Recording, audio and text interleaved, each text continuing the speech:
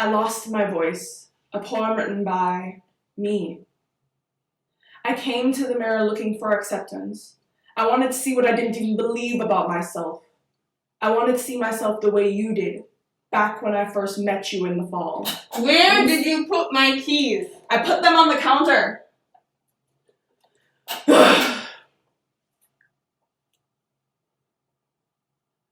I Lost My Voice, a poem written by me. I came to the mirror looking for acceptance. I wanted to see what I didn't even believe about myself. I wanted to see myself the way you did, back when I first met you in the fall. Instead, I saw the woman I created, and I wept. I wanted to cry out, but The keys are not on the counter. well, I put them on the counter. I am looking at the counter and the keys are not on the counter. I put the keys on the counter. I don't know what you want me to do. I am not blind. If you put them on the counter, then I would see them on the counter. Stop talking to whoever you're talking to and come help me look for my keys. I'm not talking to anyone. I'm trying to record something Did for I class. ask what you were doing? No. I told you to come here and help me look for my keys so I won't be late for work. I'm trying to record something for class. 1 year you've been here. You pay no bills. You don't cook for me. You don't clean for me. Every day. Class, class, class, class, class, class. As if you're the only one who's ever gone to school online. I'm sure your classmates managed to go to class and help their mothers around the house. I beg, my friend, come find my keys before you provoke me today.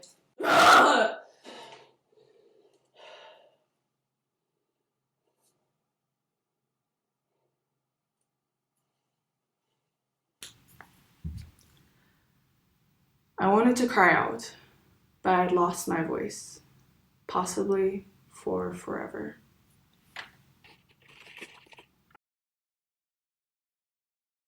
One thing I didn't do, but I wish I'd done, was tell my family when I first started getting depressed. It started when I realized I was bisexual, but I didn't feel like I could tell them.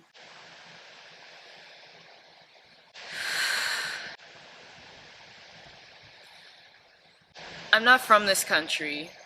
Where I'm from, the culture is more conservative, and queer people aren't openly accepted. So I've always felt like I couldn't tell my family or anyone that I know at home that I'm bi. I've kept it a secret, and the pressure of that was what started my depression in high school. It got really bad during my final year. It reached the point where I would skip school and just not go to any of my classes. Every day I felt terrible because I didn't tell anyone, because I didn't know what was really wrong with me. It took about 3 years to finally be like, hey mom, something's wrong. But even when I did tell my mom, she didn't think that there was anything wrong with me. She didn't believe me when I would tell her that I woke up every morning feeling awful. She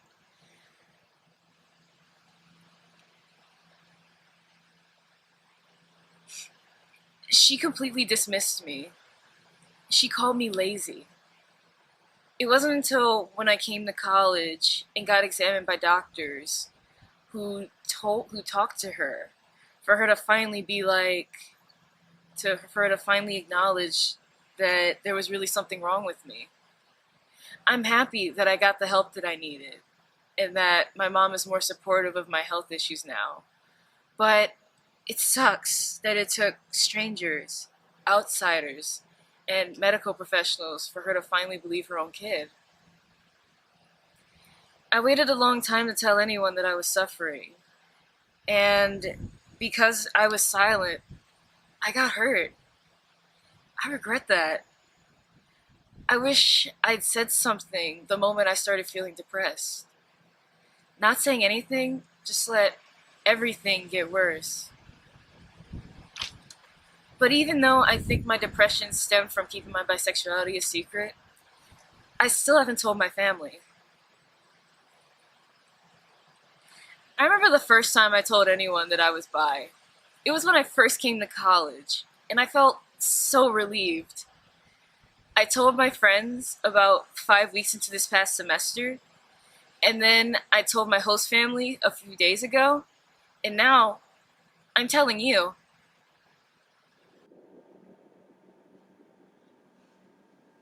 My first years of college were really difficult because I wasn't properly supported academically, financially, or socially.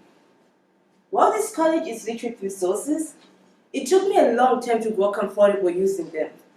The culture at this college and the culture I come from are very different. When I came here, I was forced to understand a whole new hierarchy of power without any assistance. I went to school in Africa, and where I come from, there's this idea that when you are a kid, you do not talk to the adults. Speaking up is seen as disrespectful. So, I've learned to live my life by saying less.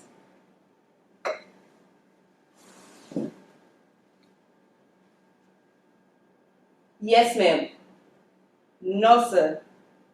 Yes. No. I don't know. I'm very sorry.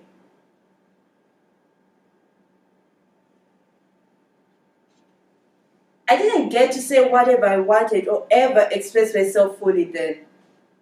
I've been trained to live my life reserved. And now that I'm in college, I'm suddenly at a disadvantage because of it. During my first year, I almost never went to office hours.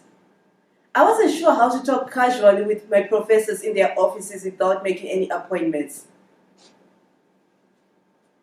I was like, how do you start talking? Do you barge into their office like, hey Kevin, how's it going? The weather sure is nice today.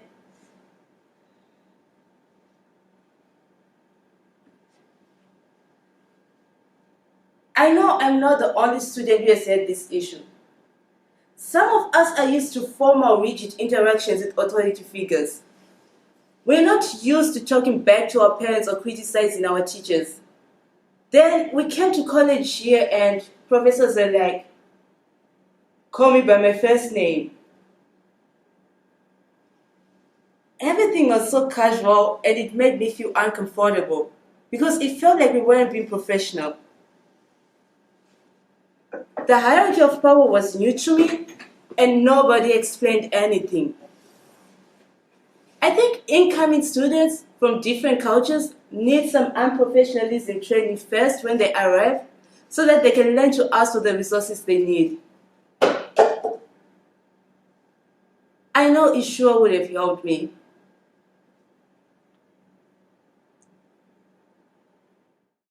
When I was 10, I wanted to be an astronaut.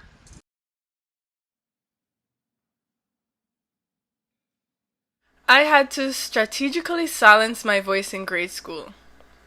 I could never be as angry as I wanted to be, or as up in people's faces as I wanted to be, because I knew I needed those people's recommendations and help to get me places in the future. That's the game that was played. I had these really big emotions, but I restricted myself from expressing them because I knew that those weren't going to get me the things I wanted. Some people were just straight up being racist, and I didn't confront them. I was quiet. In school, I made my voice small all the time. I made myself small. I shrunk myself until you could carry me around in your coffee cup. I don't regret it. I think I made the right decision. I don't think I would have been coming to college if I had expressed all of my anger back then. Now that I'm in college, I like to believe that I can say anything I want, whenever I want, because I've kept myself small for so long to get here. Because I finally earned the right to say what I feel when I feel it. I definitely express more of myself than I did back then, and I've learned to share my thoughts with the people I trust. But sometimes I look up. and realize that it's been years and I'm still playing the quiet game. When that happens, I remind myself that I'm the one choosing to be silent. I am using my silence to my own advantage. But I could say something right now if I wanted to. I could use my voice right here, right now.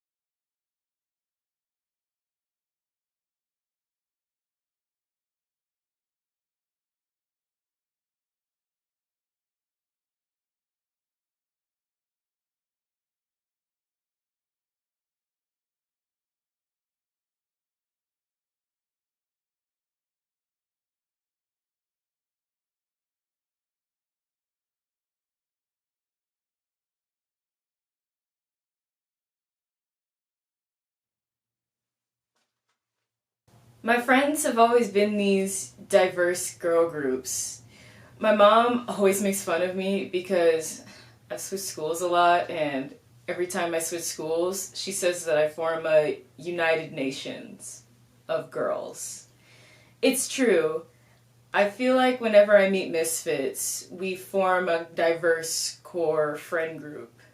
When I first got to college, I met my roommate. My roommate ran into someone. That someone ran into their roommate. And then we all ran into someone else. And then we were all just kind of lost.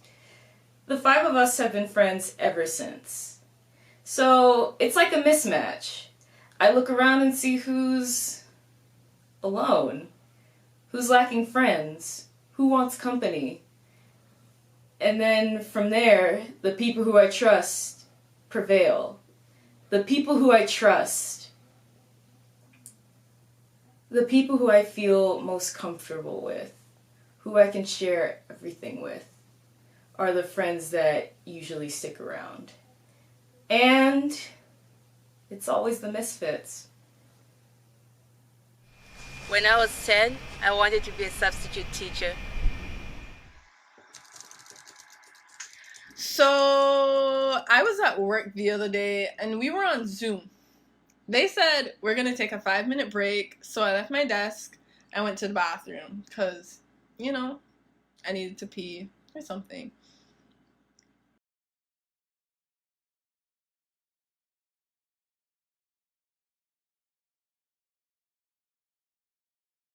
When I came out to the bathroom, I walked past my sister's room and she was playing music with her door open. Some new song, like some rap song. It just sounded good. I heard it, liked it, so I started to dance a bit. Something like this, just a little jig. Nothing too serious. I go back to my room, and when I walk in front of my mirror, I check myself out a little because I look good. And I'm still thinking of that song. So I bend over and shake my ass a little bit because that's what you do when you're in your room, right? Then I sat back at my desk because the break should be over now and people are back. And lo and behold,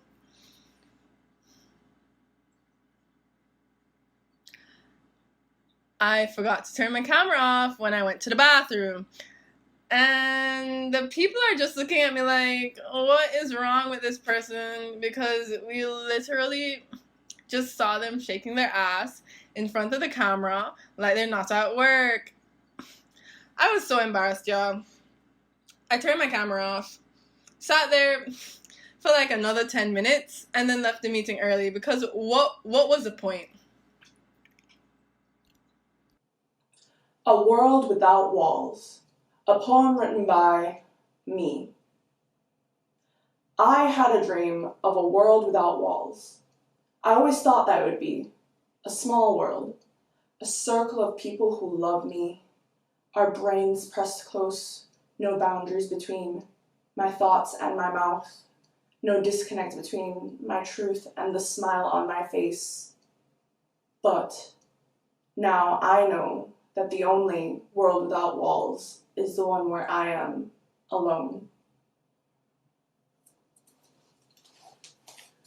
So I wrote that poem for this poetry class that I'm in, and I thought it was pretty good at first.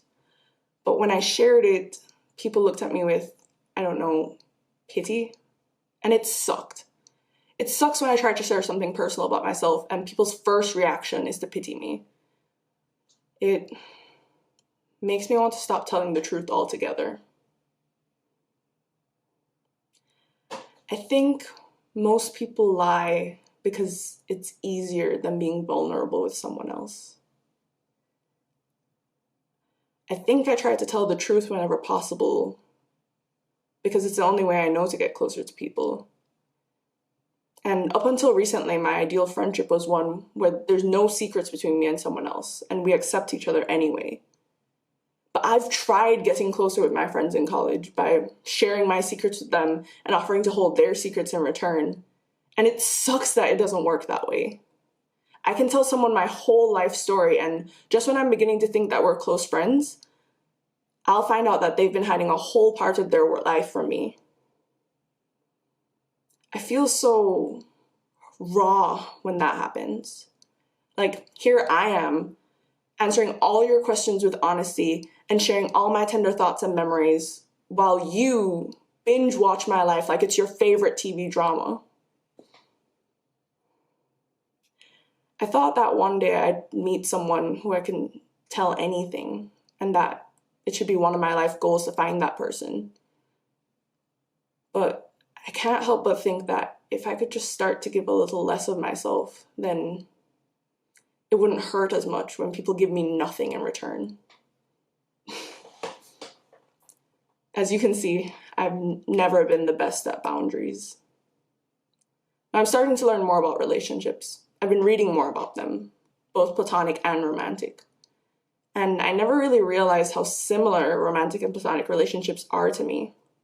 So, like, the idea of placing standards around friendships is kind of new to me. But generally, I've been noticing that, like, I have the same standards for friends I do lovers.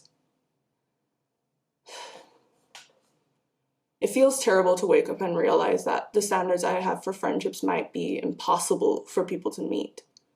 I need truth and vulnerability and loyalty. When I ask other people how they establish friendships, they say, you know, my friends are my friends. We grew up together and that's why we're friends. And I'm like, but what about everything else? When I was 10, I wanted to be a dancer. I feel obligated to everybody who looks like me first. Growing up, there's this idea that, and I've heard this from other first-gen kids, our parents were like, white people aren't your friends. American people aren't your friends. They are not. And of course, I've stayed away from that idea because my parents need to calm down. I was raised with an us versus them mentality, and it's still in me. I see black people, and I see African people, and I see West African people, and I'm like, okay, I see you, and I see them seeing me.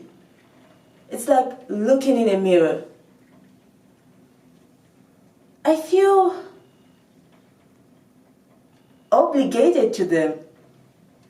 I get this sense that whatever we are doing, like the generation that I'm a part of, with me and my cousins, we are all building. We are all building a community and getting ready to form the next version of a village our parents had formed. So, I feel obligated to Africans. And I feel obligated to strangers, to the extent that humanity should be peaceful. I will do whatever I need to do to contribute to peace. I've lived in so many different places and I've moved around so much that I understand that no matter where you are, you need people in your life to support you. In African communities, everybody kind of just supports each other. We always find each other and we create community wherever we are in the world. The diaspora is very strong.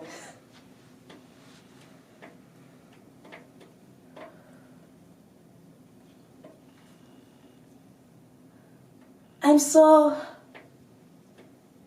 scared I'll get lost in this country. It's hard not to get absorbed into American individualism, which is like, I guess we are all on our own.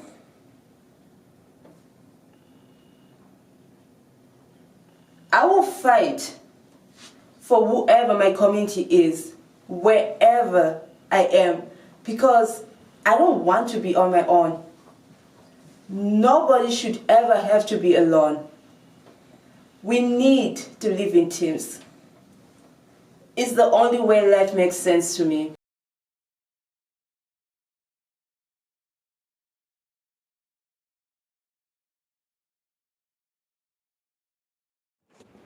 I've decided that I'm going to declare an independent major. I don't know what I'm going to call it yet, but it's going to be a cross between psychology and sociology and economics. I want to define who I am and what I want in life, starting now with the major I create. I'm going to travel and learn new things and eat good food and cherish my friendships and fall in love and, well, I'm going to do everything. When I was a little kid, I was curious about everything. I wondered what life was like outside of my community, and I wanted to explore. I had dreams of being an astronaut and walking on the moon. But now, I know that the world is so vast and interesting, that there is plenty to explore and do here without needing to book a trip on a rocket ship. I still think going to space would be amazing, but everyone I love is down here on Earth. I congratulated my best friend the other day because she got into the PhD program that she'd been dreaming of for the past 2 years. I'm extremely excited for her. She really wants to be a college professor and she's joining some kind of anthropology program, which sounds really boring. But you wouldn't know it just by listening to her talk about it. She knows which job she wants to live in and which professors she wants to make a majors and which projects she wants to join and hundreds of other little details.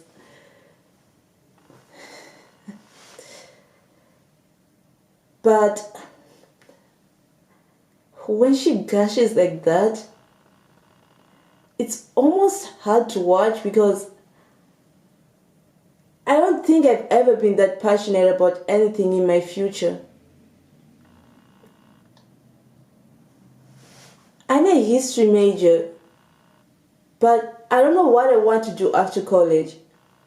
I feel like I could do anything, and that idea is terrifying. Up until now, most of my decisions have been made for me by other people. So how am I supposed to start making big decisions like choosing a career?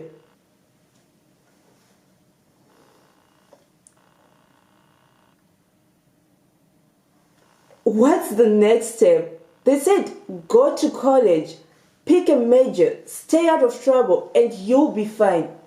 I've done everything that I was supposed to do. But now what? My parents are both hoping that I'll apply to law school next. I might apply, but I don't really want to be a lawyer. I don't even think I want a job at all. When I was younger, I wanted to be a substitute teacher because their job seemed so temporary. I've never had any big dreams or grand plans for my future. But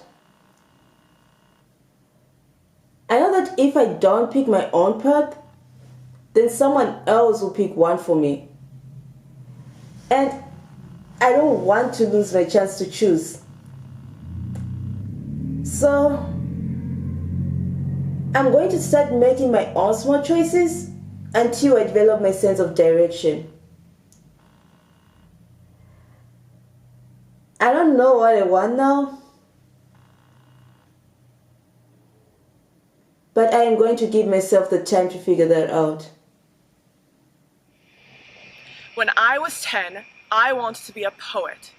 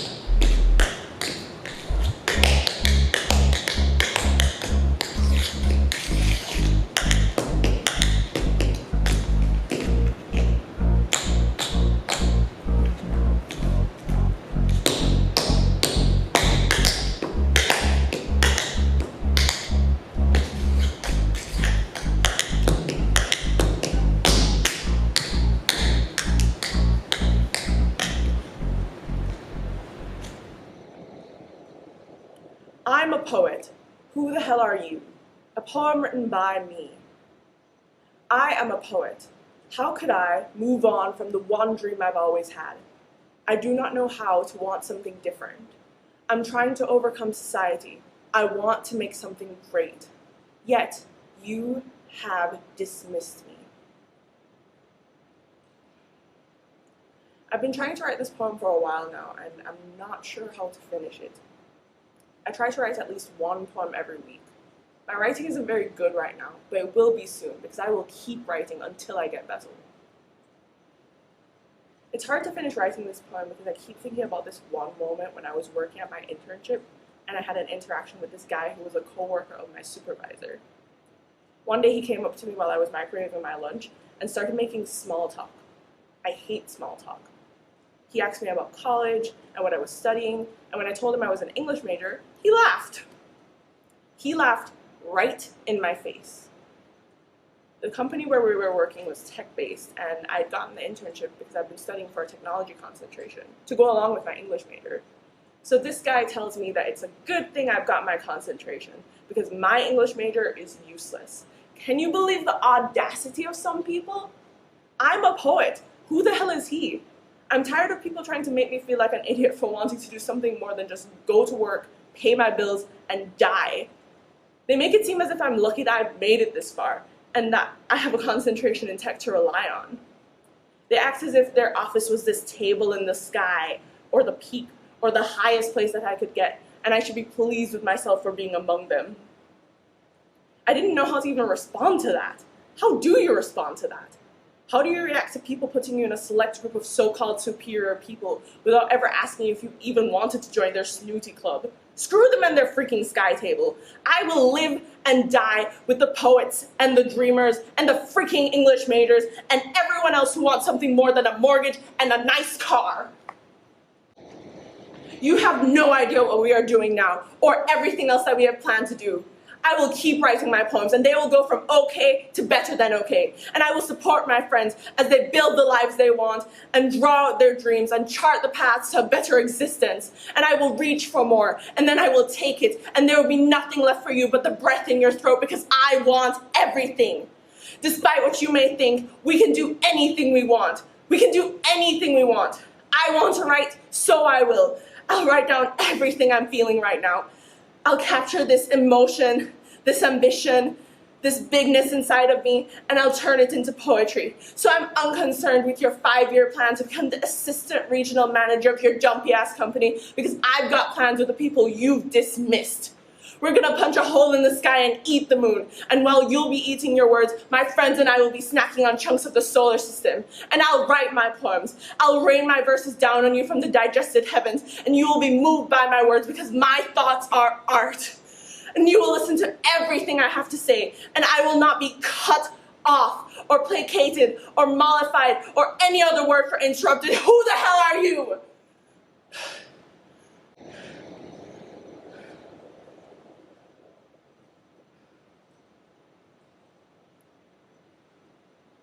When I was 10, I wanted to be a poet, an astronaut, a ballet dancer, a teacher, and an international spy.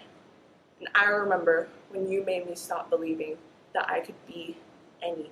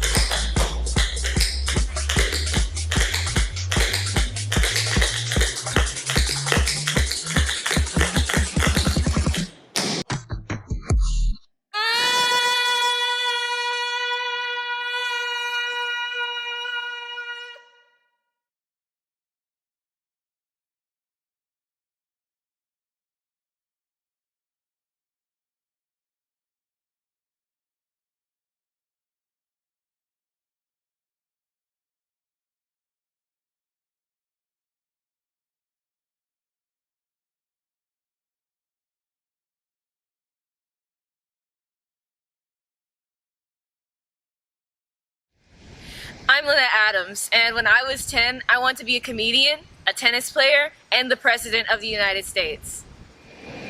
Hi, my name is Tinota Shrichka, and when I was 10, I wanted to be a doctor, engineer, or a mathematician.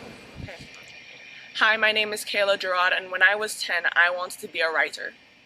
Hi, my name is Avery Barnett, and when I was 10, I wanted to be a doctor. Hi, I'm Carlton Sabefio, and when I was 10, I wanted to be a chef. Hi, my name is Obichi Adekama, and when I was 10, I wanted to be an astronaut, a fashion designer, and a writer.